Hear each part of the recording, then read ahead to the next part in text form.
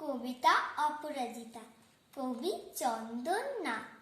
জানো মা, আমি না কবিতা লিখেছি, তোমরা পড়বে কি তা? মার কাছে গিয়ে খাতা মেলে ধরে ছোট্ট অপরাজিতা। রাগী চোখ মেলে মা তাকে বলে, মাথা কি খারাপ হলো? ছাই পাশ সব না লিখে বরং অঙ্কের খাতা খোলো। মুখ ভার করে গুটি গুটি পায়ে গেল সে বাবার কাছে। কবিতা লিখেছি ও বাবা, তোমার দেখার সময় আছে? মুখটি না তুলে বললেন বাবা, কবিতা লিখেছ, বেশ, পড়বো তো বটেই, আগে খবরের কাগজটা করি শেষ।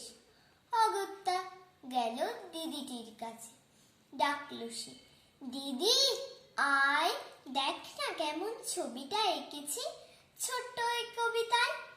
দিদির দু চোখে টিভি পর্দার ঝলমলে রোশনাই। বলল, কবিতা তুই লিখেছিস? কবিতা না, ওটা ছাই। অপরাজিতার চোখ ছলো ছলো, বুকে কান্নার ঢেউ।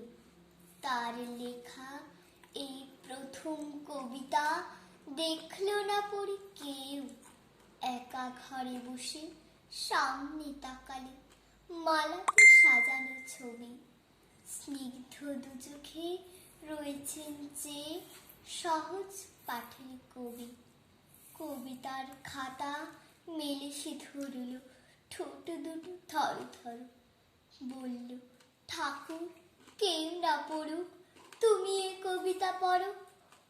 মনে হলো তার সামনে দাঁড়িয়ে এ বুঝি রবীন্দ্রনাথ।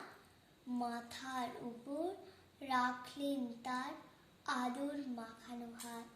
নমস্কার।